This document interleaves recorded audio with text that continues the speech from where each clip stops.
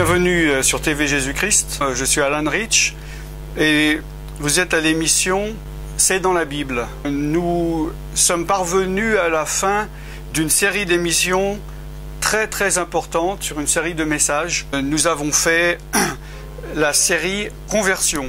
Je vais m'expliquer. Il y a eu donc se reconnaître pécheur, comprendre le sacrifice de Jésus, la conversion profonde, l'étape de la repentance, le mécanisme de la repentance et l'aboutissement de la repentance. Et maintenant, cette série de nouveaux messages, nous allons parler de la puissance de Dieu, de la victoire dans le combat. Vous pouvez penser qu'il s'agit de choses élémentaires pour les non-convertis ou les tout nouveaux chrétiens. C'est vrai, mais il faut comprendre que le principe est le même lors d'une conversion à Jésus que lors d'une consécration à Jésus, d'une reconsécration à Jésus, où si vous avez péché, vous vous êtes éloigné de Dieu et que vous revenez à lui, ou que vous voulez obéir à Dieu, vous avez résisté à Dieu, répondre à son appel, ou si vous êtes accablé par des attaques spirituelles et que vous êtes resté passif, et que maintenant vous vous dites, il y en a marre, je veux me réveiller, je veux combattre, je veux sortir de cette situation, je veux être vainqueur, ces principes sont exactement les mêmes. C'est pour ça que lorsque nous avons regardé la délivrance par rapport à la repentance, quand une nouvelle personne vient à Jésus, elle doit se convertir, se repentir. Mais lorsque, si tu es chrétien et que tu as péché, tu t'es éloigné, ou tu n'as pas obéi à Dieu, ou tu as désobéi à Dieu, qui sont deux péchés terribles, le principe de la reconversion, enfin de la conversion, de la repentance et de l'acquisition à nouveau de la puissance de Dieu est la même. Donc, c'est un message à multiples facettes. Alors, prends ce qu'il y a pour toi. Je sais qu'il y a des réponses très importantes pour toi et que le Saint-Esprit veut te parler au travers de ces séries. Amen. Donc, nous allons voir à partir de cette semaine, je vous rappelle que c'est tous les vendredis soirs à peu près à 18h heure de Paris qu'il y a le nouveau message. Donc je ne vais pas revenir sur la repentance. Nous allons parler aujourd'hui de la puissance de Dieu. C'est-à-dire, une fois que vous avez fait ce que vous aviez à faire, que nous avons vu précédemment, que faire? Maintenant, vous avez besoin de la puissance de Dieu. Tu as besoin de la puissance de Dieu. Donc toi qui m'écoutes, si tu es venu à Jésus, tu viens de venir à Jésus et tu te dis, mais maintenant qu'est-ce que je dois faire? Ou bien je ne sens pas Dieu, ou je ne sais pas si j'ai l'Esprit de Dieu. Ou bien toi qui es chrétien et qui t'es repenti de tes péchés et qui te dit, bon ben maintenant quoi faire? Nous allons le voir maintenant. Il est important de voir donc que le but de la repentance, l'aboutissement de la repentance est de pouvoir recevoir un renouvellement spirituel, un renouvellement du corps, un renouvellement de l'âme. On voit dans Actes 3, versets 19 à 20, il est dit, repentez-vous et convertissez-vous pour que vos péchés soient effacés, ça on a déjà vu, et afin que des temps de rafraîchissement viennent de la part du Seigneur, et qu'il envoie celui qui était destiné, Jésus-Christ. Pour être rafraîchi, pour être renouvelé, tu dois avoir passé par la conversion et la repentance. Amen. Et le dernier verset par rapport à la repentance, dans Actes 2, 38-39, Pierre leur dit, « Repentez-vous et que chacun de vous soit baptisé au nom de Jésus-Christ pour le pardon de vos péchés, et vous recevrez le don du Saint-Esprit.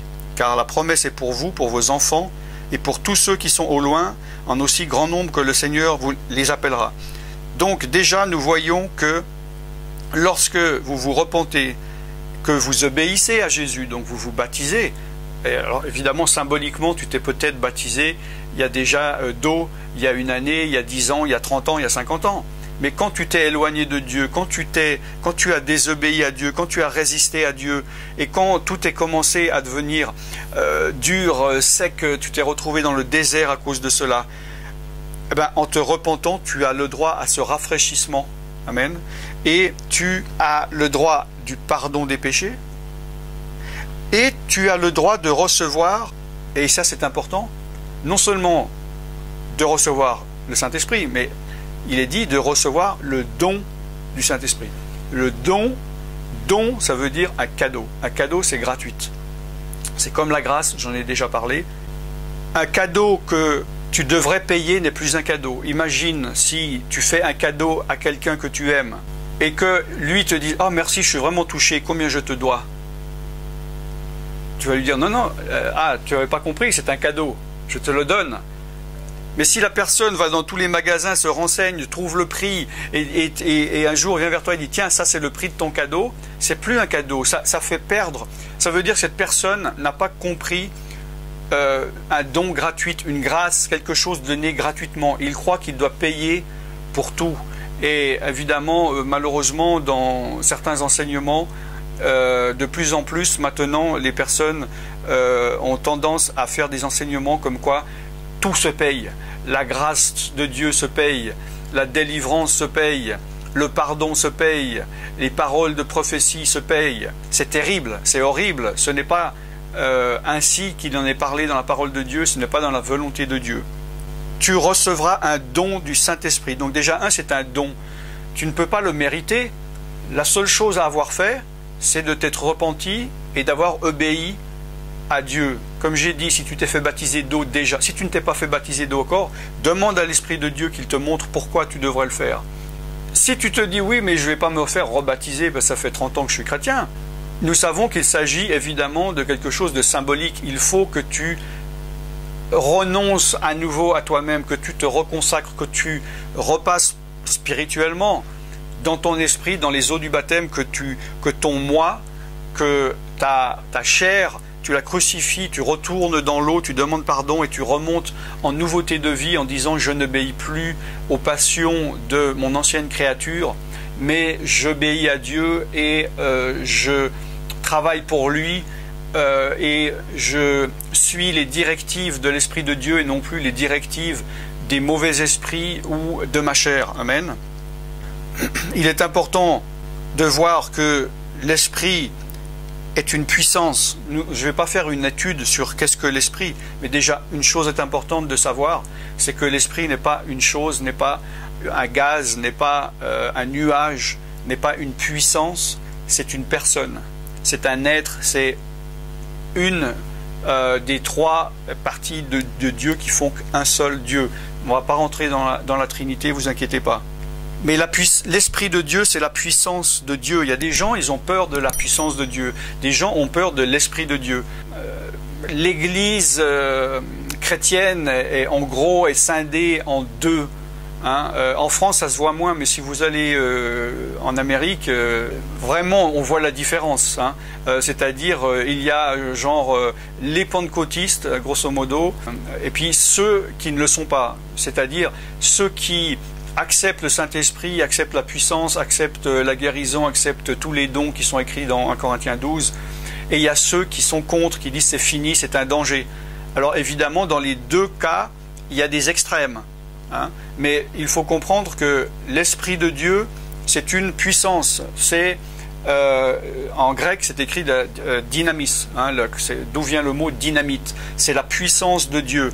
Et il est important dans ta marche chrétienne, si tu veux marcher dans la victoire, si tu veux remporter des victoires, rentrer dans ton héritage, acquérir des bénédictions, il faut que tu sois dans la marche, tu sois actif et que ça se remporte par la puissance de Dieu. Tu ne peux pas être en face d'une armée de 100 personnes qui ont des fusils et toi tu es tout seul avec un cure-dent. Tu ne gagneras pas. Il faut être armé, il faut avoir la puissance. Nous verrons ça dans une autre série par rapport au combat spirituel. On voit ça par exemple dans 1 Corinthiens chapitre 2 verset 4 où Paul dit que ma parole et ma prédication ne reposaient pas sur les discours persuasifs de la sagesse, mais sur une démonstration d'esprit et de puissance.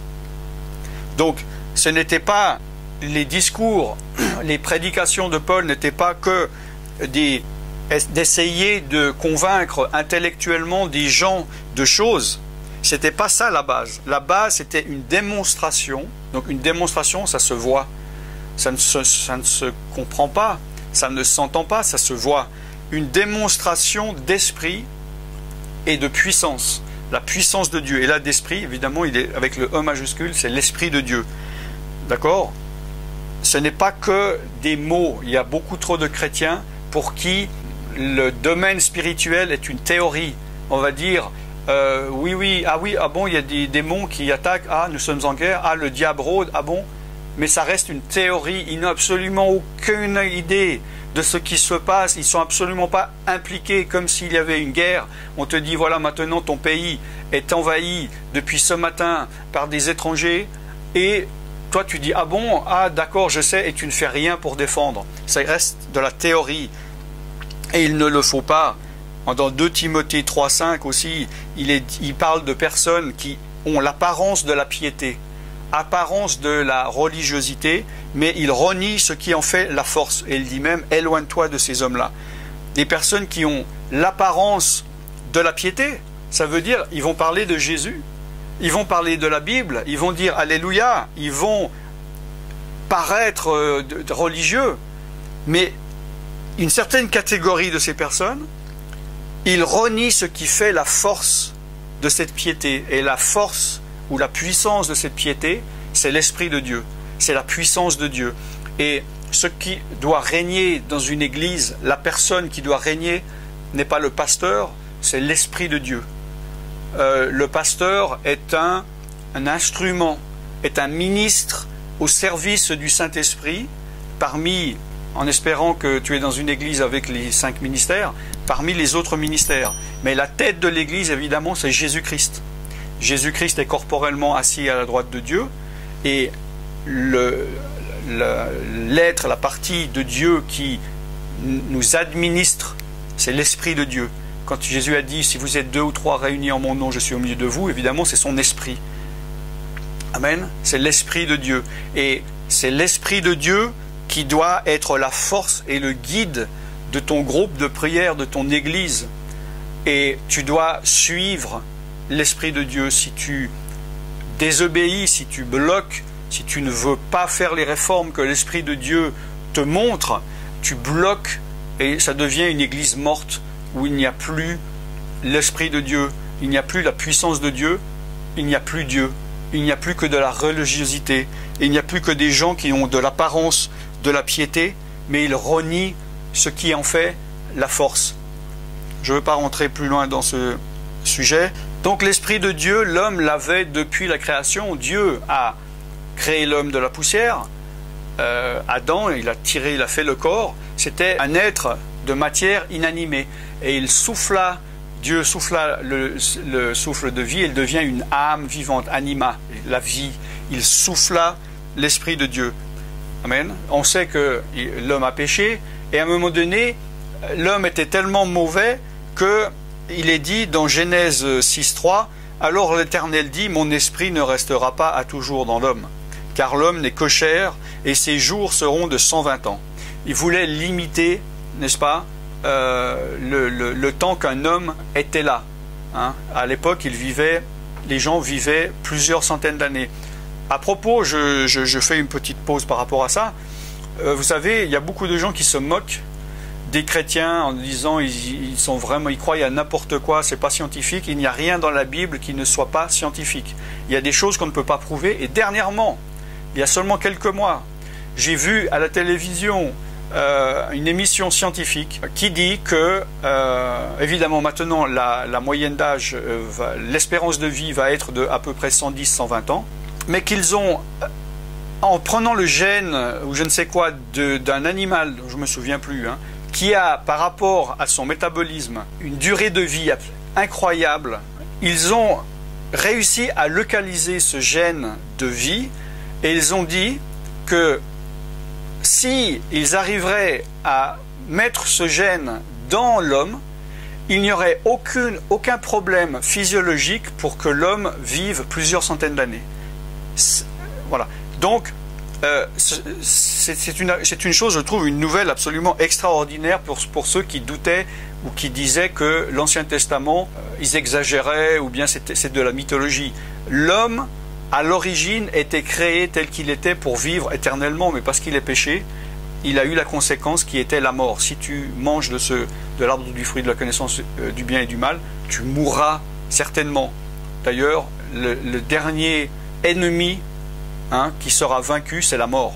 Amen. La mort et le séjour des morts sera jeté dans le lac de feu pour l'éternité. Amen. Il n'y aura plus de larmes, plus de mort. Alléluia.